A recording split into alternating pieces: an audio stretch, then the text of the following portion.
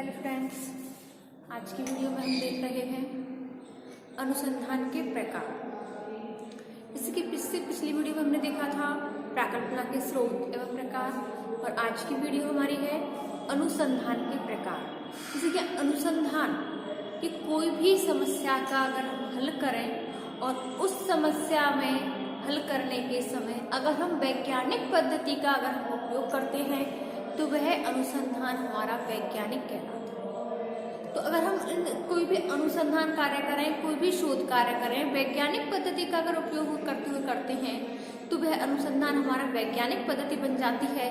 तो अगर हम अनुसंधान का कार्य कर रहे हैं तो हमें किस किस विधियों का उपयोग कर सकते हैं या अनुसंधान के कितने प्रकार हो सकते हैं।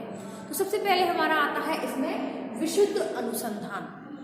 विशुद्ध अनुसंधान जैसे कि इसको हम जो विशुद्ध अनुसंधान है, ये शोध है, ये व्यवहारिक अनुसंधान की उपयोगिता को दृष्टि में देखते हुए होता है।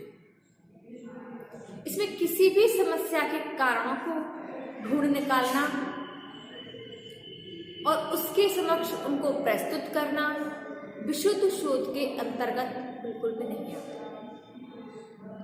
ये ऐसा नहीं है कि हमने कोई भी समस्या जो हम उनका अध्ययन कर रहे हैं, उनके कार्य कारणों को अगर हमने ढूंढ निकाला है तो ये विशुद्ध विज्ञान है, बिल्कुल भी नहीं।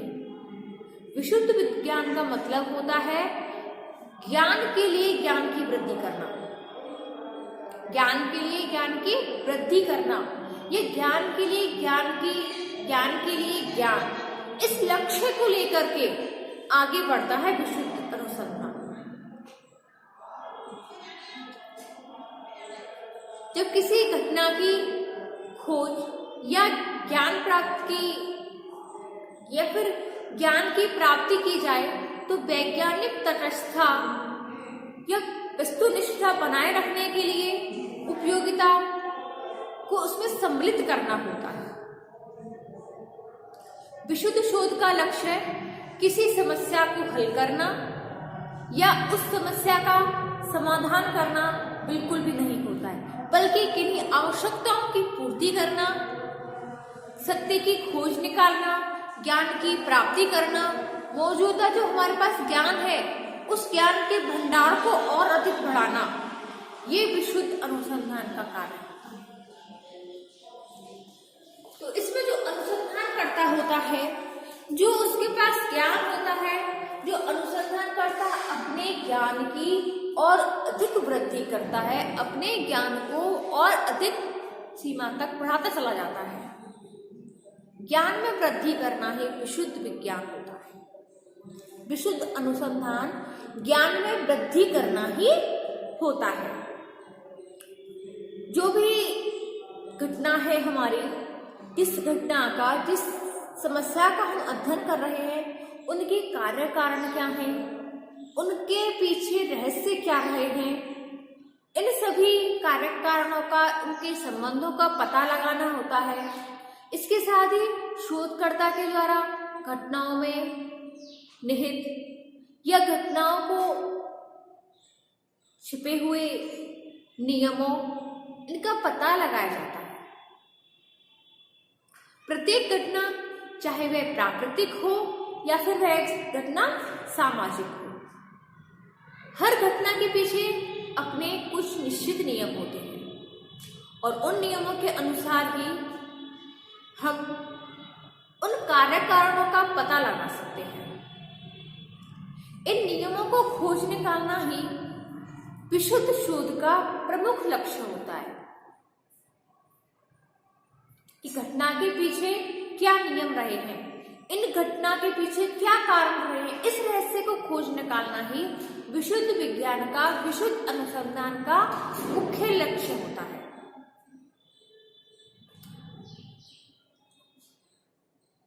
प्रत्येक घटनाओं का संचालित करने के जो अनेक नियम होते हैं, इनका पता लगाना प्राकृतिक विज्ञानों द्वारा विशुद्ध शोध के माध्यम से जो नियम बनाए जाते हैं, जो समाजशास्त्र में जो सामाजिक घटनाओं के पीछे जो नियम होते हैं, उनको खोज निकालने की दशा में प्रयत्नशील रहना चाहिए। क्योंकि जो सामाजिक घटनाएं होती हैं जैसे कि समाज में जो घटनाएं होती हैं इसके पीछे कारण होते हैं, गरीबी है, बेकारी है, वेश्यावृत्ति है, बेरोजगारी है, अस्पृश्यता है, बाल श्रम है। तो इस प्रकार के जो हमारे जो सामाजिक घटना है ये इसके प्रमुख कारण होते हैं। तो इन कारकों की वजह से ही हमारे समाज में कुछ ना कुछ घटनाएं घटती हैं। जैसे मान के चलिए कि यहाँ पर मलिन बस्तियां हैं, गंदी बस्तियां रहती हैं, और गंदी बस्तियां जब यहाँ पर होंगी तो इसके पीछे कुछ ना कुछ रीजन होगा। गंदी बस्ती है तो यहाँ पर गरीबी होगी, जो यहाँ पे गरीबी है तो यहाँ पर बाल श्रम होंगे, बाल अपराध होंगे,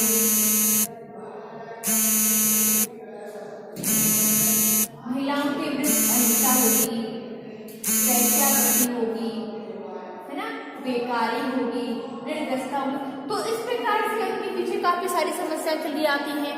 तो इस प्रकार की समस्या का समाधान करने के लिए हमारा समाजशास्त्र सामाजिक गतिविधियों के द्वारा अध्ययन करता है और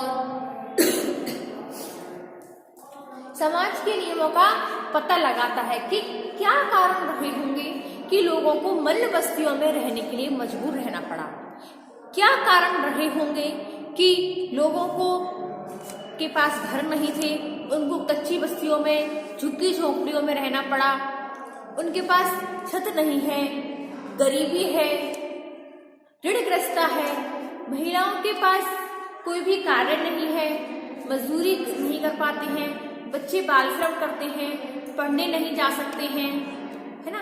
तो इस प्रकार के हमारे जो समाज है इनकी काफी सारी समस्या रही हैं, और जो समाज में समस्याएं होती हैं तो इसके कारण जो वहाँ की जो स्त्रियां हैं वो कई बार वेश्यावृत्ति में भी लिप्त हो जाती हैं।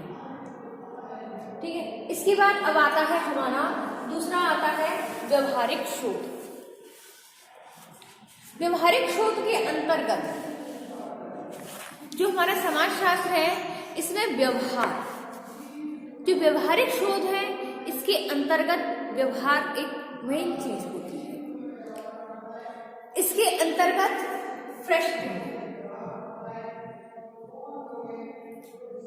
फ्रेस्टिंगर समाजशास्त्री एवं काश, इनके अनुसार फ्रेस्टिंगर एवं काश के अनुसार जब कोई समाजशास्त्र उपयोगितावादी दृष्टिकोण को लेकर उद्योग या प्रशासन के लिए तथ्यों की खोज करता है, तथ्यों को संकलन करता है और नीति निर्माताओं को इसकी आवश्यकता होती है, तो इस व्यवहार को हम व्यवहारिक शोध के नाम से जानते हैं। व्यवहारिक शोध का संबंध सामाजिक जीवन के एक व्यवहारिक पक्ष से होता है। इसका प्रयोग केवल हम सामाजिक समस्याओं को यथार्थ रूप में समझने के लिए नहीं कर सकते, बल्कि सामाजिक नियोजन, समाज कल्याण विभाग, स्वास्थ्य रक्षा, समाज सुधार, धर्म, शिक्षा, सामाजिक अधिनियम, मनोरंजन आदि के संबंध में भी यथार्थ जानकारी प्राप्त करने के लिए भी किया जाता है।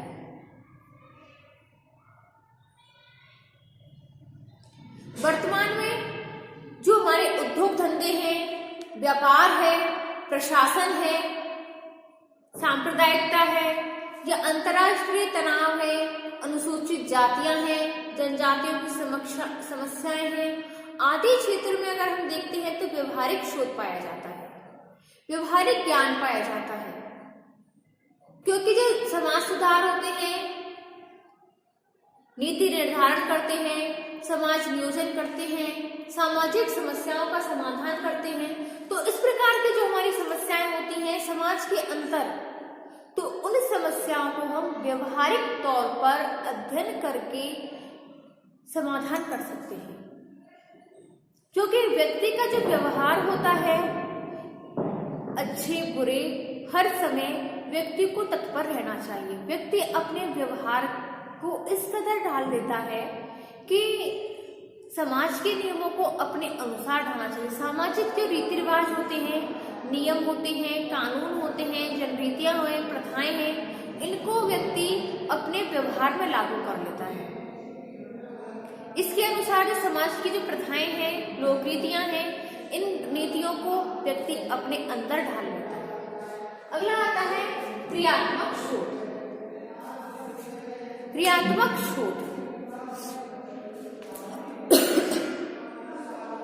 क्रियात्मक शोध को अगर हम देखें तो ये व्यवहारिक शोध का ही दूसरा पहलू है।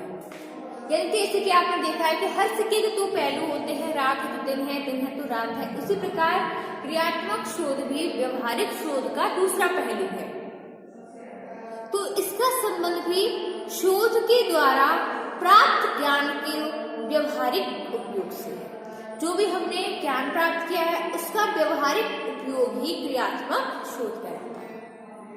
इसी के क्रियात्मक शोध का प्रारंभ सबसे पहले कहाँ हुआ था? अमेरिका में।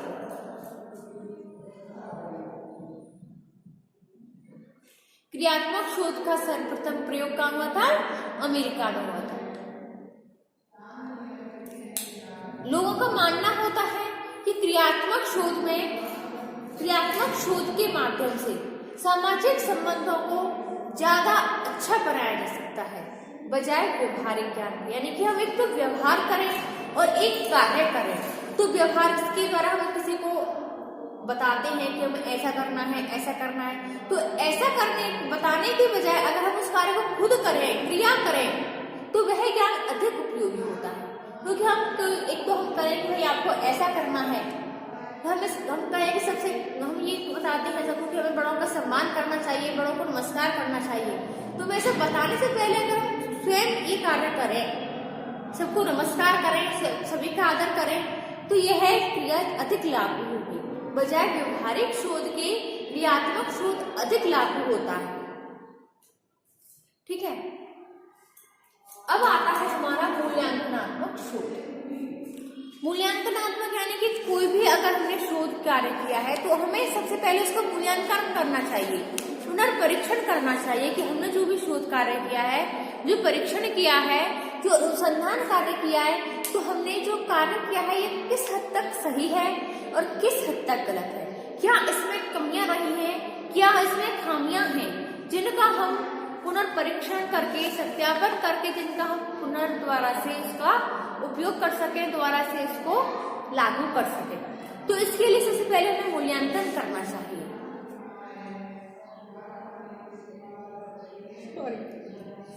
जो मूल्यांकन अनुसंधान है,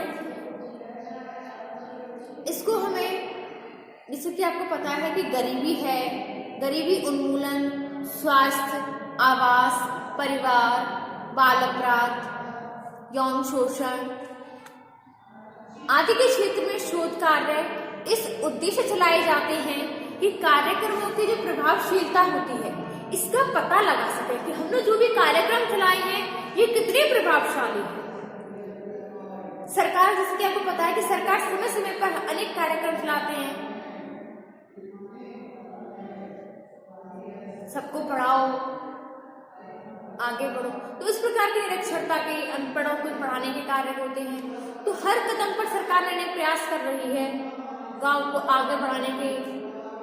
तो हमें समय समय पर ये मूल्यांकन भी करना चाहिए कि सरकार के द्वारा जो कार्यक्रम चलाए जा रहे हैं तो ये कितने प्रभावशाली हैं, क्या ये कार्यक्रम कारगर हैं या नहीं, इन कार्यक्रमों में क्या खामियां हैं, क्या गलतियां हैं कि जिसको हम सुधार करके और उनको दोबारा से हम लागू कर सकें। तो इसके लिए अगर हमें चाहिए कि हमें इनका समय समय पर मूल्यांकन करते रहना चाहिए, तभी हम इनका सही तरह से अनुसंधान कार्य कर सकते हैं। दूसरा आता है अनुभविक शोध। अनुभविक शोध यानी कि अनुभव के आधार पर, इसको हम दूसरी भाषा में कहें अनुभविक पद्धति।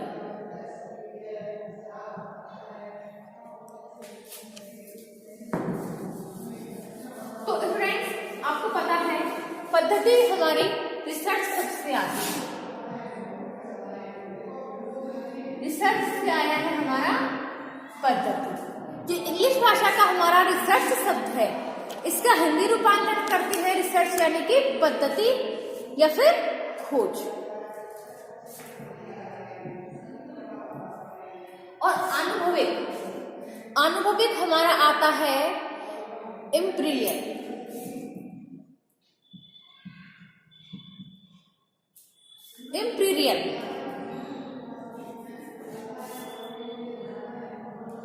ये हमारा लैटिन भाषा से लिया गया है और लैटिन भाषा का कौन सा शब्द है? इम्प्रीपियस।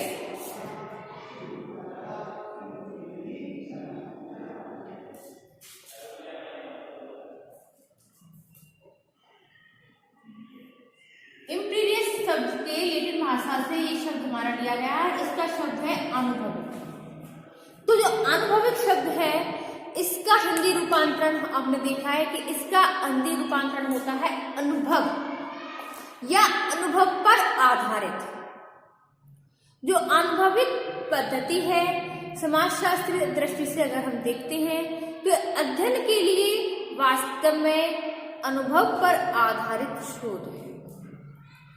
अनुभविक पद्धति का उपयोग